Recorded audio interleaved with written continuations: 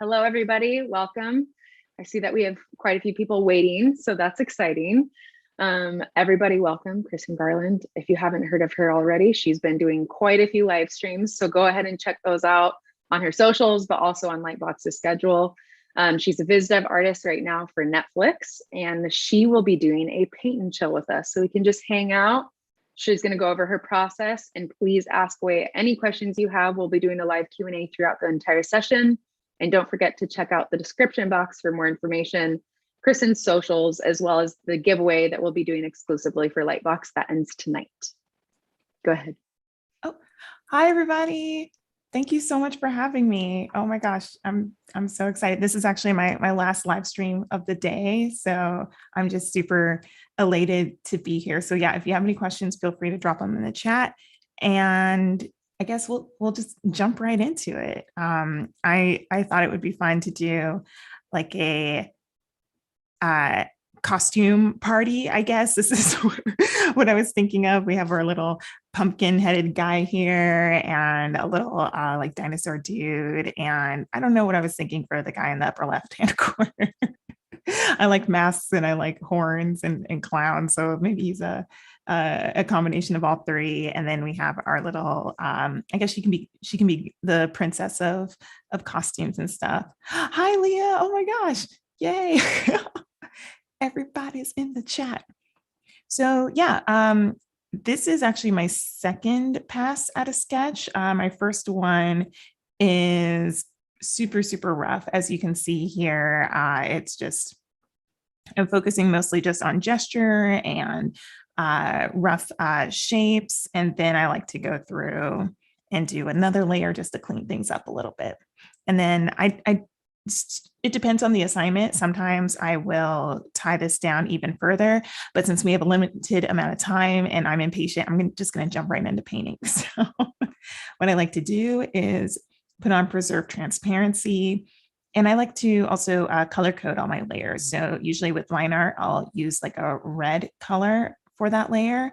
And then I like to go in and add flats. Oh yeah, it is a Halloween mood. Thank you, DaCosta. All right, so for the flats, I'm just going to take the lasso tool here and just do a rough outline of our character.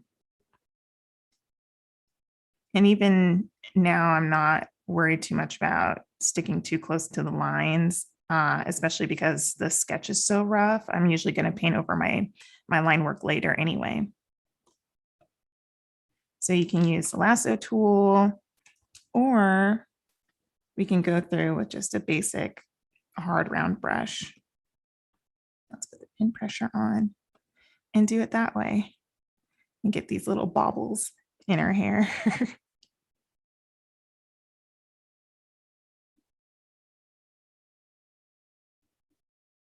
And then after that, and you can color code your layers any way you want. I like to use green for the flat layers, red for line art, and I think I used like yellow for sketches, and blue for highlights, and then purple, a purple layer for shadows. That's my go-to. And that's all because I was on a show once and they really made it a point for all the background designers to color code their layers, and it would be helpful to the background painters on the team. And I thought, okay, let's do it. And now I can't think of a way to work without it, because I'm notorious for not labeling my layers when I'm working. So just being able to look at the colors is a really great way to identify which layer is which. We have our little pumpkin head character over here. So cute. I have a question. We have people rolling in, but I wanted to ask this question. You're a Vis-Dev artist at Netflix, but I'd like to know kind of some of your favorite projects, either current, if you can talk about it, or past. Oh man. Okay. I wish I could talk about my current project. It's been announced. I'm working on a show called My Dad, the Bounty Hunter. but it has not been released yet. So I can't talk too much about it, but I'm just going to say, stay tuned. It's super, super cool. It's a family in space. Oh, just awesome stuff. That was one of my favorite projects to work on. And then let's see, a past project that I really enjoyed. It's so hard. I find something to like about all of them, but I feel like that's a very diplomatic statement.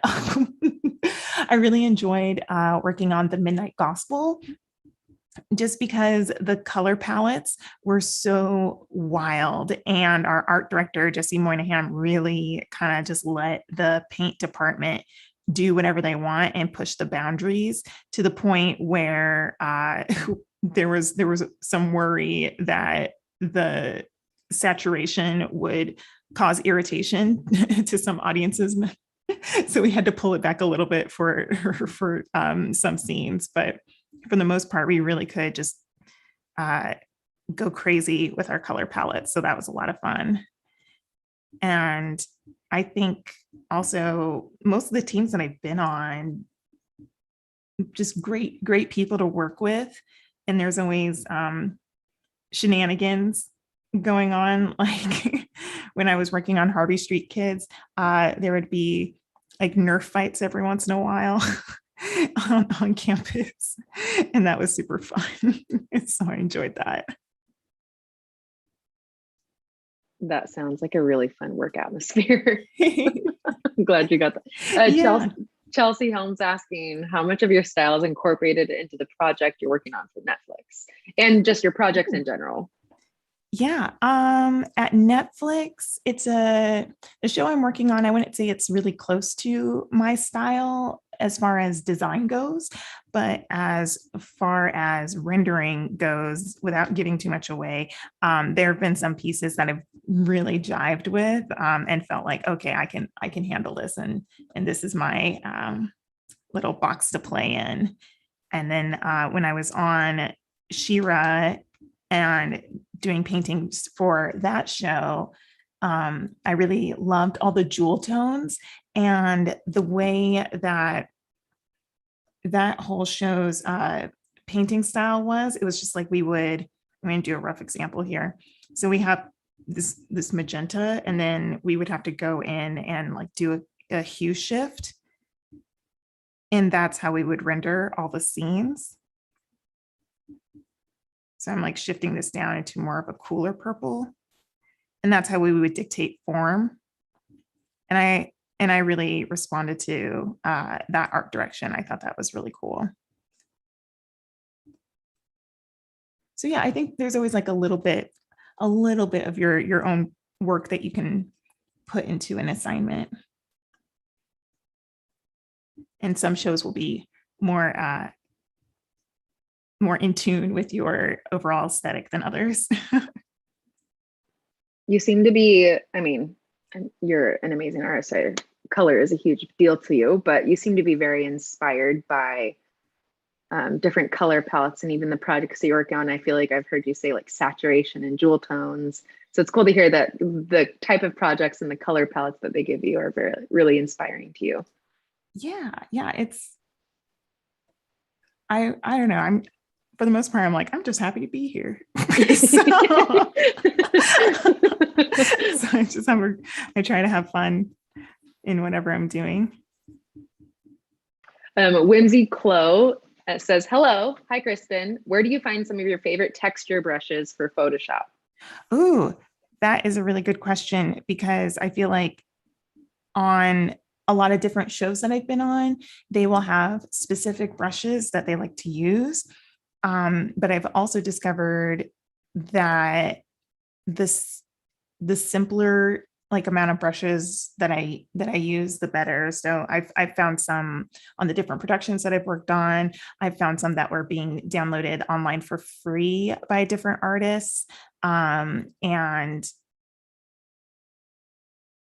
a lot of brush packs like just get passed around from like different people on our art teams as well. So it's hard to say. I get them from like all over the place. But I know some artists will definitely like post online like, oh yeah, this is my cool new brush pack for Procreate and for Photoshop. and that's nice.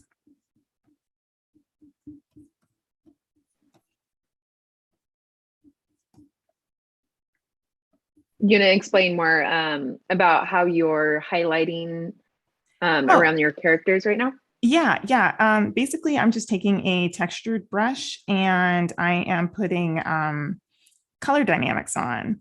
So when you mess around with this hue jitter, right? Oh, you can't, can you see my window? No. Okay. So you go to brush settings in the far right corner, and then you'll see underneath that color dynamics, make sure that that's checked. And then when you slide this hue jitter, that determines how drastic the color shift is going to be. So when I was talking about hue shifts earlier, this is a really easy way of just slapping that down without having to manually do it, if that makes sense.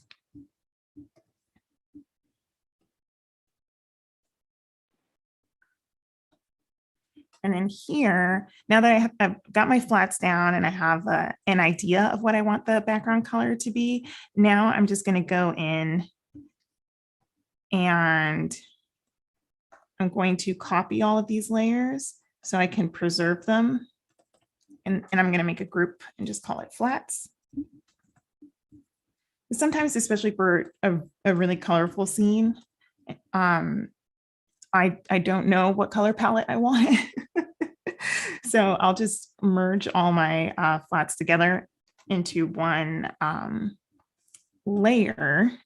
So now I can experiment with things as I go. And then I can always make a clipping mask later and adjust things more and fine tune the color palette more. But right now, this is me just guessing like, okay, well, I know I want the croc to be maybe a blue color and the pumpkin headed guy is going to be orange. And then maybe for the clown thing, maybe I know the rough is probably going to be a cream color. So we'll just make him cream for now. And I want our princess to have maybe like a purple dress, or maybe it could be like, yeah, purple, because we haven't used that yet. So yeah, so then I just go in and I create a clipping mask on top of that. And I'm going back to a normal hard round brush. And I just like to go in first with things that I know I'm probably going to stick with. So like skin tone. And just rough that in. And then hair color.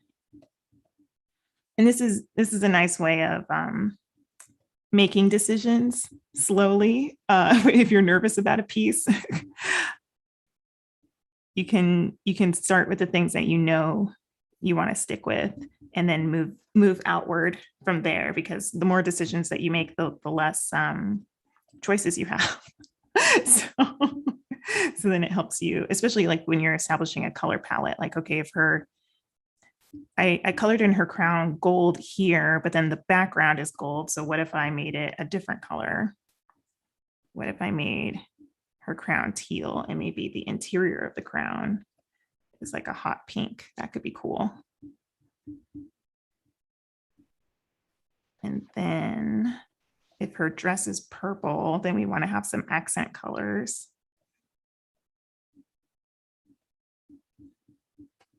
So I'll make the trim of her dress another cream.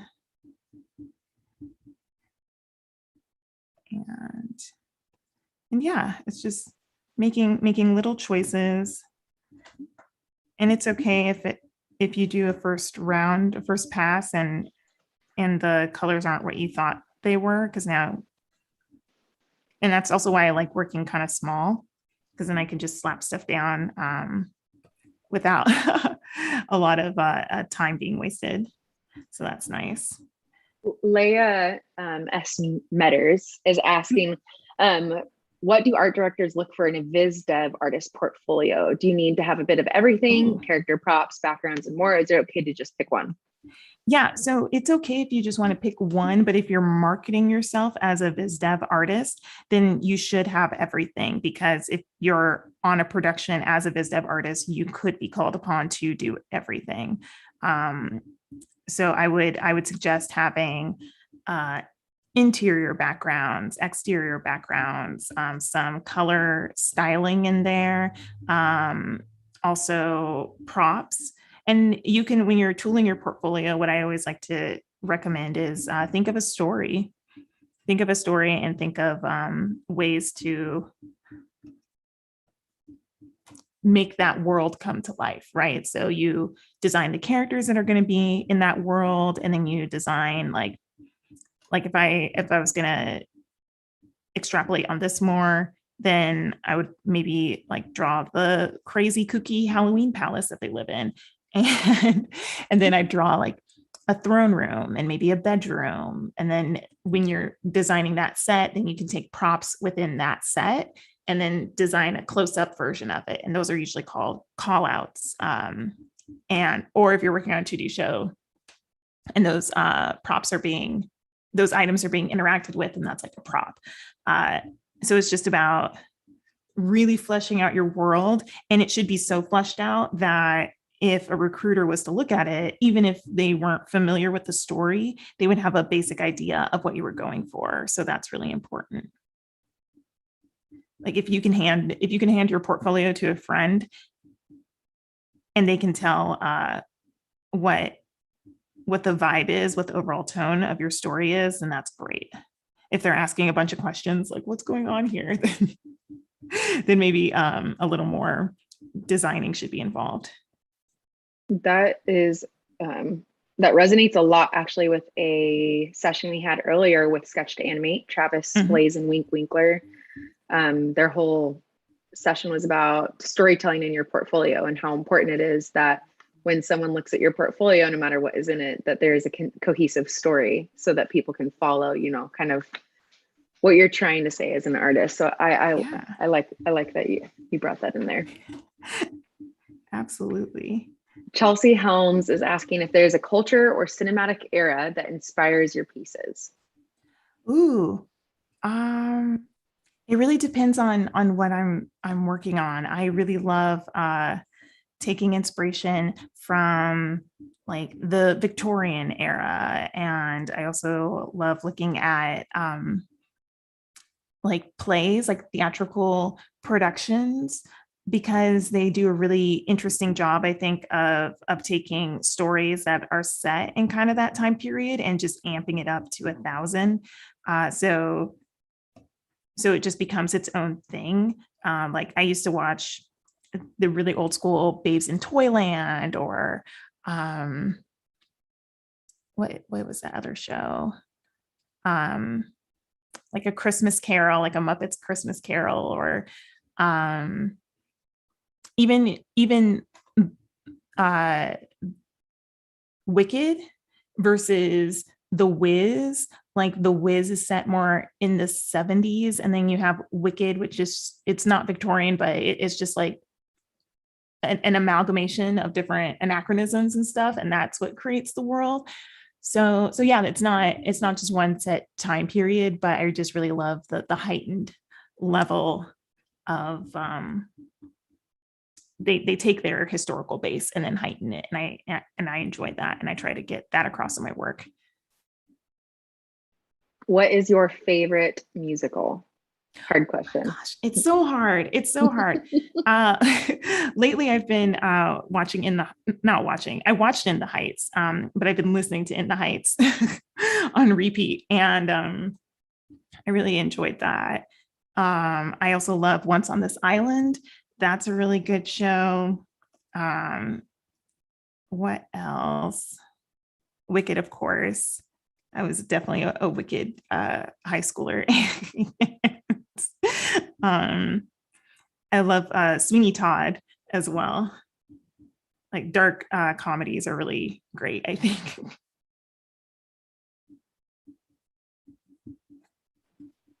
In the Heights is so good. When working, do you only zoom in when you're rendering, or is it back and forth? Yeah, I usually try to keep things small as far as my zoom goes in the beginning, because if I zoom in too quickly, I tend to hyper focus. So by by keeping things small, it's almost like a mini thumbnail. And then I can go in and slap down colors really quickly without having to worry too much. But then of course, when I want to go in for details, I'll go in and I'll zoom in. So, and this is another reason why I like putting a rough color in the background first, because versus just a white palette, because this is also a choice that I've made. And now the color is going to inform everything. Did I say that before? I might have said that. It's always good to repeat. Yeah. It's good. It's good. It's good advice. Leah said, awesome.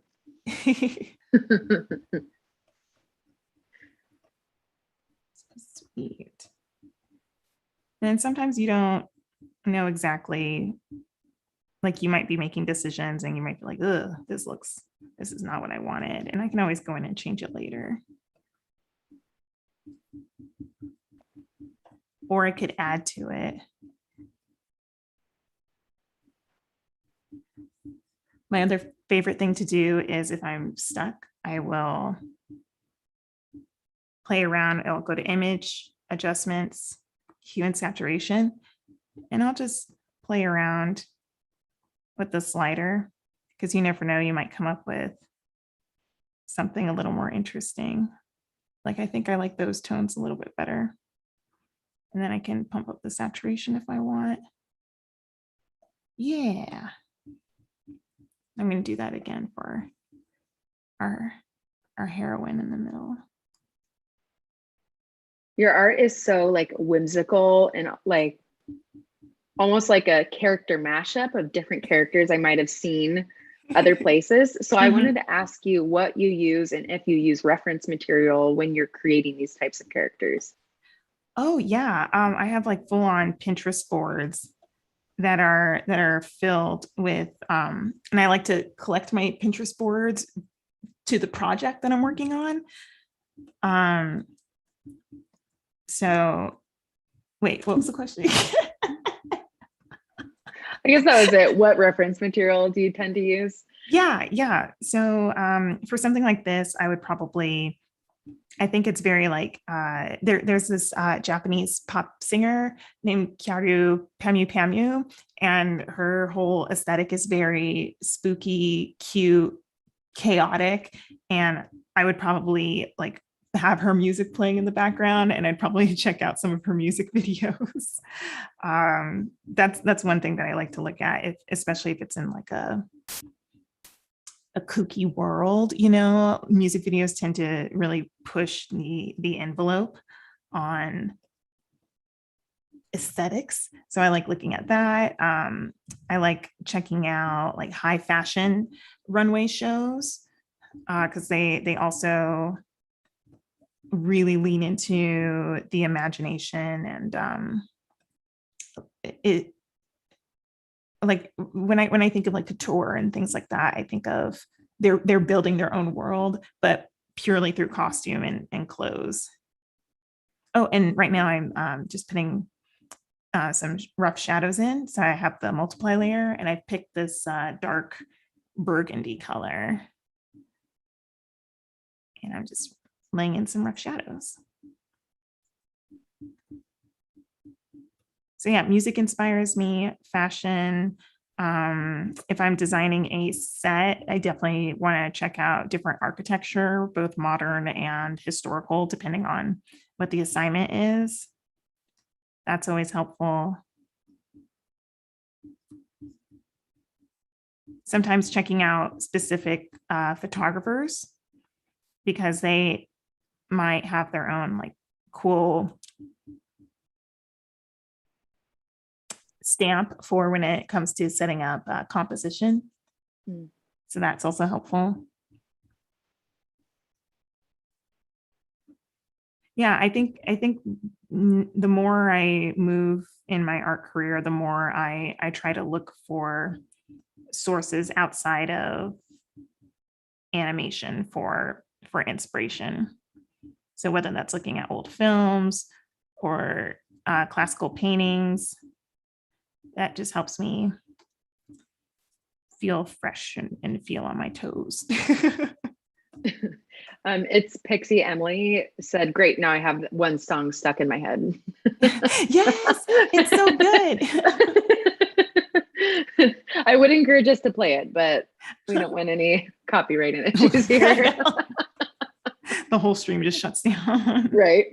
No. Leia S again asks, so what is the day-to-day life of a Vis-Dev artist? Like, do you work on a Monday?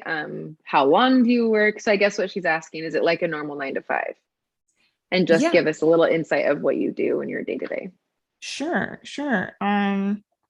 Basically, and what I'm doing right now is I have my flats on their own layer where they're all separated. So now I'm going through with the rough color that we did with this, and I'm just going to create clipping masks for each of these specific objects. So now I can go in and render more nicely after that. But what the day-to-day life of a Vis-Dev artist, it's always something new. It's always something different. So basically I walk into work and we have a kickoff meeting. So I'll meet with production and my art director and my production designer on the show I'm on now. And they'll say, okay, so this scene takes place in a sewer and there's going to be a big chase scene here. So we want you to design like a bunch of pipes and other garbage that would be in the area. And so then I would go in and I would design, like do a rough pass at the set, and then I would have to go in and do call outs because sometimes when you're painting one picture, elements in that scene can be really small and hard to read, because we have to remember that we're sending those elements off to different departments. It could be the boarding team, storyboard artists, animators. So when you create the call outs and really zoom in on the detail and really define that more, that's super helpful for other people on your team. So yeah, I would say my overall routine is just doing that over and over again on different sets until the show is done.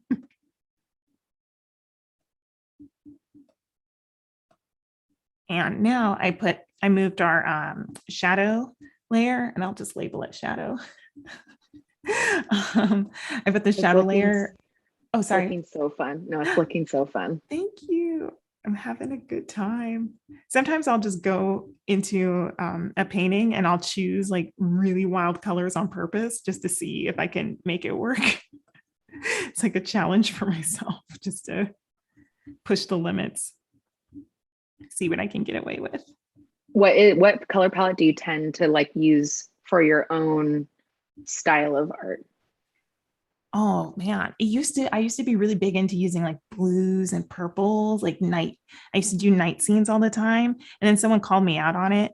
I mean, they weren't trying to be vicious about it or anything. They were just like, oh yeah, you like to use a lot of night palettes, huh? And then I was like, I need to change it up. So ever since then, I've kind of just made it a point to pick a bold color other than blue, like a blue background, like this yellow here, and then work around that. So I think I kind of gravitate towards these days like teals and purples. That's probably my home base right now. So I think what I'm going to do is color our line art like a soft brown. And I think I'm just going to paint on top of everything. I get really impatient when it comes to painting. I just want to jump in and get into rendering. So let's do that. Because now we have all of our base colors down. And now it's just a matter of blending things out. Whimsy Clo asks, do you ever stream anywhere else like Behance? I would love to keep learning about your process. Oh, that's awesome. I started a Twitch. It's funny. I started a Twitch last year during Lightbox Expo, and I promptly abandoned it because The latter half of 2020 was just a mess. Cheers. But that account still exists, and I think I do want to get back to streaming, because the people I was talking to, they were also sweet, and it was just a chill time. I need to figure out how to get like the non copywritten music to play. I can send you some. There's lo-fi, especially like lo-fi no copyright music for streamers, but they have every genre. You just kind of, I don't know. Love that. Yeah, I know. Just something chill, Yeah. Because I was thinking it would be cool to do. Oh, sorry. No, go ahead. Oh, I was just saying, I was thinking it'd be cool to maybe do like a stream in the morning, like right before I start work, and I'll just be like, let's drink coffee together and warm up our day, and then that would be awesome. On that note, do you have any like warm-ups that you do as a ritual? I do. I do this. I just draw a bunch of cubes in different positions. I'll draw a rectangle, and then I'll try to twist it in space, because early on in my career, I realized that I tend to draw really flat. It was really difficult for me to visualize perspective. So one of my art teachers in college, for one of our like fundamental classes, he made us do pages and pages of distorting cubes in space, distorting cylinders in space. So this is my warm up, just to remind myself to not only maintain form, but it also helps me practice foreshortening, which was really hard for me to wrap my head around when I was first getting started.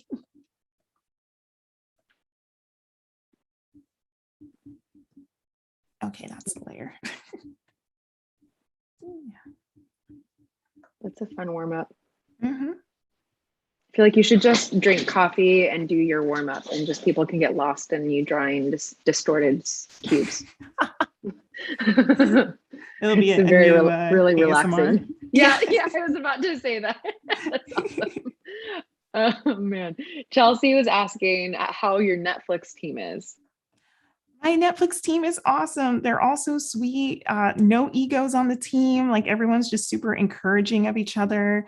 If there's ever something that you want to learn or get better at, like we have little lunch and learns on Wednesdays, and it's super fun because people will come in not only with art stuff, but with a bunch of different things. Like one of our team members, his name's Yasser. He came in and just like taught us about like the solar system and how cool planets are. And I was just like, what? I had no idea that it rained diamonds on Jupiter. It's either, or was it Venus? One of them rains diamonds apparently. And I think that's really cool. So yeah, it's just a really fun and encouraging team. Have I ever drawn a piece inspired by coffee? Oh, I don't remember if I have, but there was a time where I really wanted to try painting with coffee stains. So I would get a cup of coffee and pour it all over my sketchbook. Or once I found out that was super messy, I went in with like a paintbrush, and I would just paint with watercolor pencils and coffee. And I thought I was so cool. But I feel like you could still achieve that same effect with normal watercolors. It was experimental. It was fun, right? Yeah. Chelsea also wants to know, what part of the Netflix process do you enjoy the most? Like character design, scene mock-ups, animating, collaborating. What's your favorite? Let's see. I really enjoy painting scenes or painting sets. That's super fun for me, just because it's challenging. Another thing that I have always wanted to work on or have been working on over the years is really trying to, I'm just going to flatten everything. We're getting into chaos mode now. If I was on a show, I would keep my layers, but for this demo, we can flatten everything out. because I'm in control. It's important to keep your layers for a show if another artist needs to go in later and make adjustments, or if you get a note later. So this is definitely don't do what I'm doing right now. Do you Unless it's normally for a personal save project. you normally save two files, so one that's flattened and one that's fully with their layers intact? For personal pieces, no. I feel like I'm very chaotic in that way. I'll save a different layer sometimes. Like I'll keep all the layers and then I'll have a flattened piece and I'll just work on the flattened piece for a bit. And then when I feel confident that I'm sticking to those decisions, I'll delete the layered version. But I have a friend who does that, who will save a layered version and then go in and work on a flattened drawing later. So yeah, you can do both. And people want to know how you chose the colors for this piece. For this one, I think color theory comes into mind. Like basically, if the main background is yellow, then I think of, okay, well, the complementary color to yellow, which is the color on the opposite side of the color wheel, is purple. So I think that's why I naturally gravitated to purple for our main character, because that's going to stand out the most. Complementary colors really create like instant contrast. So I went with that. And then with the surrounding characters, I knew that blues were a nice color that would stand out against the yellow, but also frame our main character well. So, because I don't want them to stand out so much that they're drawing too much focus away from our main character. So I think if you approach your paintings really keeping in mind where the eye is supposed to be drawn, that can also inform your color palette.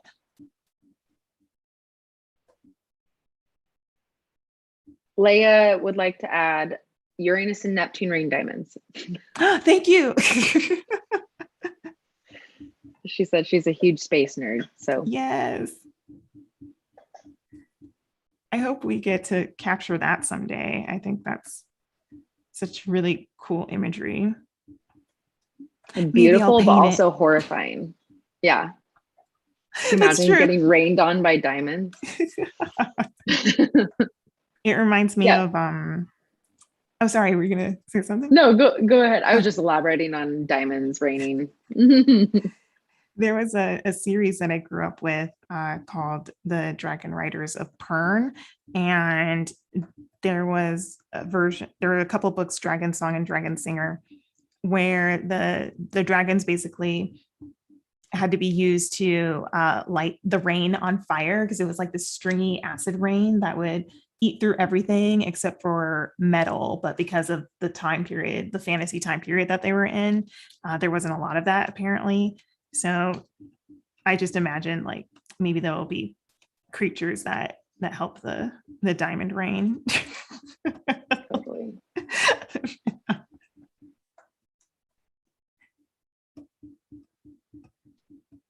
Mix of fantasy and space. That'd be awesome. Sci-fi. Yeah, sci-fi fantasy would be so good.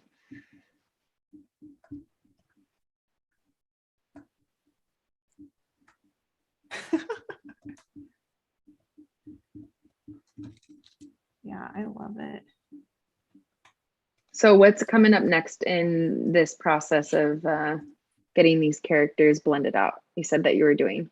Yeah. Oh, so right now I'm taking like this square oil pastel brush, and I'm just going in and defining the major shapes that we had. So, and this is something that could have been figured out in the flat stage, but I rushed it. But that's okay. Because honestly, when I draw for myself, sometimes I do like the noodling. It soothes me for some reason. And sometimes I'll draw an image, and even though I like the idea of it, I haven't fully fleshed out for myself what I want everything to look like. So when I'm doing personal work, it's kind of nice to just go in and be a little spontaneous and just see where everything leads you. So yeah, I'm just taking this brush and defining the shapes a little bit more.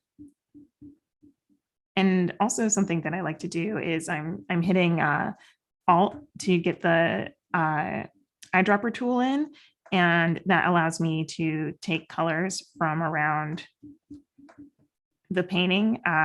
Those are, what's the phrase for that? Local colors. And then I could integrate that into my rendering as well. So if I put transfer on and don't have it completely opaque, I can take this blue here, for instance, and add a little bit of that at the edge of her sleeve. And that also helps create more like depth and dynamism in your painting.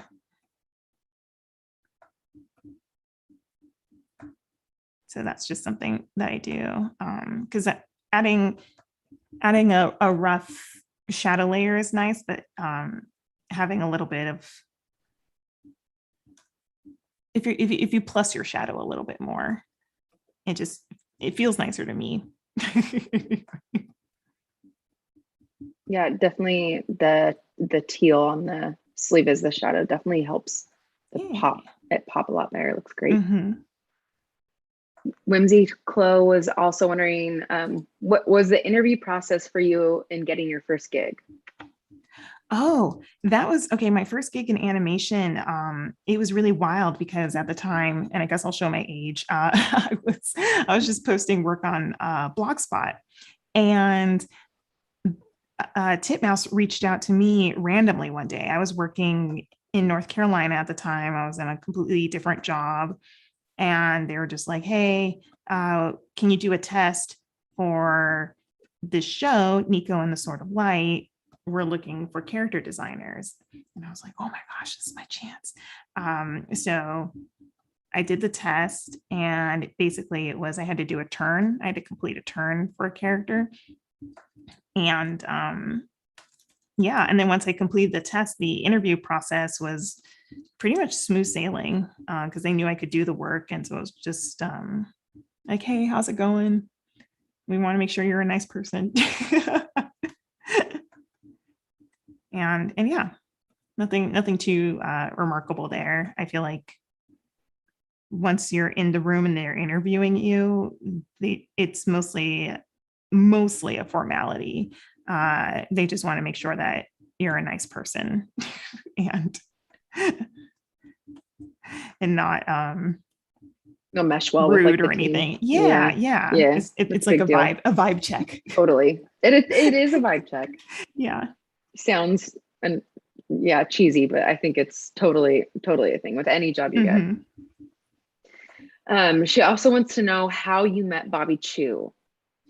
Oh man. Okay. So it's funny because even though I was working on his show, right? Like that was his brainchild and his project, I never met him on production, like during production. I was working at a house and it was all freelance. So I first met Bobby Chu at a different convention. And I was just like, "Hi, I worked on your show."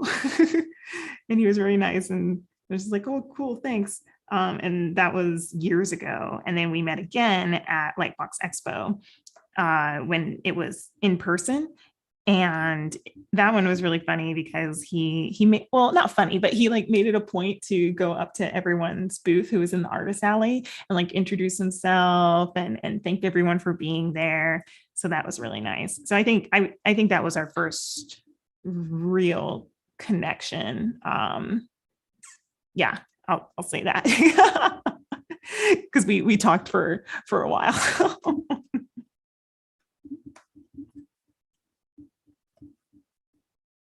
Thomas would like to know what tips you have for getting better at figure drawing. Study from life. for sure. And if you can't go outside because of the plague, there are people who take photos of themselves for reference, and that can be helpful. Also, watching live action television or film and just doing a set of gestures while you're watching, that's also really helpful, because gestures you're just supposed to pump out within a few minutes, right? You're not supposed to spend a long time on that. And that's really going to help you with creating dynamic poses and really getting an eye for what that line of action is when you're drawing. That's super helpful. But yeah, drawing from life though is number one. And what got you inspired to start drawing? Was it something you've always done, or did you have a moment? Yeah, it was something I've always done. I always just enjoyed sitting down and making up my own worlds. I think there was a point though when I was very, very young. My mom was a bit of an artist. Well, I'll say she's an artist. she doesn't draw that much now, is what I'm saying. But back in the day, I used to ask her to draw mermaids for me all the time. I was just like, draw mermaids for me. And I think she just got sick of it at some point, because she was like, draw your own. And then that's what made me start. She was like, leave me alone. Did you do a lot of studying of The Little Mermaid? Yeah, okay, it was weird that I was on a mermaid kick, because I consider myself a Beauty and the Beast girl. Mm. That's I'm my diehard favorite. Sleeping Beauty. Diehard. Yes, oh, Sleeping Beauty's beautiful. They're all stellar films. But yeah, I was definitely, I think I just have a soft spot for something melodramatic. So because I also love Phantom of the Opera. Like, Oh my goodness. Love. like any torture hero. Like, I'm there. I'm 100% for it. So yeah. But I also went swimming a lot. Maybe that's why I was on a big mermaid kick. We have about 5 minutes left. So if you're in the chat watching, ask your questions. A question that we have gotten repeatedly throughout many sessions, and I'd like to ask you, is what is your biggest piece of advice for visual development artists or students in just making it in the industry? Oh, yeah. I would just say really try to take advantage of every opportunity that is given to you, because you never know where it's going to lead. Like for me, when I was first learning how to digital paint, there was before schoolism, Bobby had a thing called Sketchaholic, and he would interview artists, but also have kind of like a mini competition for people who were watching. So while they were watching the interview, we had to draw. At that time, the theme was street magic, and at first I was like, I'm not going to enter, like, I don't know how to paint and whatever. But my friend convinced me to. I did, and I won, because the artist who's being interviewed is the one that picks the winner, right? And he picked my piece. And it just so happens that the person who was being interviewed was an artist by the name of Everett Downing. And Everett Downing was a director on Hair Love, which won an Oscar recently. And I'm now working for him on My Dad, the Bounty Hunter. Like, so you never know where you're going to end up and what connections you're going to make. So it's just important to go for it and not talk yourself out of opportunities, you know? So even doing stuff like this at Lightbox Expo, taking part in the Discord server, making friends online, you never know where those connections may lead. But also like draw a lot and practice from life.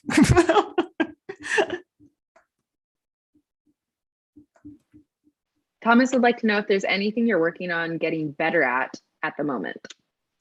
Ooh, okay. I think right now I am focused a lot on composition. I really enjoy painting sets, but whenever I go and create my own paintings, like I feel like I wind up drawing the same like composition over and over again with the same elements. So I'm doing a lot of film studies. I'm doing a lot of thumbnails of different scenes, just to loosen myself up a bit and get more comfortable with things. And even like teaching myself 3D programs, like Blender, just so that can also aid in building the set, and then you can move the camera around. Need to be a bit of everything. How do we set up a website? Should there be a separate section for each? Yeah. So on my website, for instance, I say that I'm a visual development artist. Then I have a tab for each different field. So I have a character design tab, a background painting tab, a background design tab, and that way recruiters can look through it at their leisure for anything that they need. And yeah, and it also helps if you split it up that way, because sometimes people are looking for specifics. They're looking for just a prop designer, and then you already have your prop design portfolio all set to go, and you can just send them that specific link. So that's what I do as well. And that opens you up for more jobs if you do it that way. Leveraging your assets. That's awesome. Yeah. It's a smart way to do things. It makes less work for you in the moment. Steve Talkowski says, Everett, in parentheses, E-Dog rocks. We worked together years ago at Blue Sky. What? Fantastic. He's the sweetest guy. Like Everett, I very much consider him one of my mentors for sure. Because ever since that meeting, we've kept in touch over the years. So it's super cool to just be working on one of his shows now. I'm like, don't get sappy about it. It's fine. Steve wasn't just in our previous session going through a character pipeline process in 3D. He did the Autodesk Maya, I think. Yeah, Maya character. It was a great session. Yeah. Thanks for popping on, Steve. Thomas also wants to know for Vis-Dev, how do you manage being good at characters, environments, props?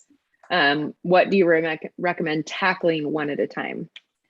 So if you're aiming to create a Vis-Dev portfolio, I would recommend really focusing on props and backgrounds, because more often than not, character designers are going to be hired first by the time you get on. So there are some instances where you may have to do some character stuff, but the bulk of your work is going to be designing sets. And that means being able to design a room, being able to turn it in space. Same for the props. So the more comfortable you are with that, the better off you'll be for sure. How do you put locks on your site? What site host are you using? I use Squarespace, and Squarespace has a feature in the settings where it can say, make this page. I forget what the actual phrasing is, but it's basically like you can create a page, but you don't have to link it to your site. And you can also create a page and create a password protected page. And that way, you can put all of your industry work behind that particular password, but make sure you have a good password. Like don't just put password. I've seen some people do that, and that's not good. Protect your things, people. Protect your things online. Yeah.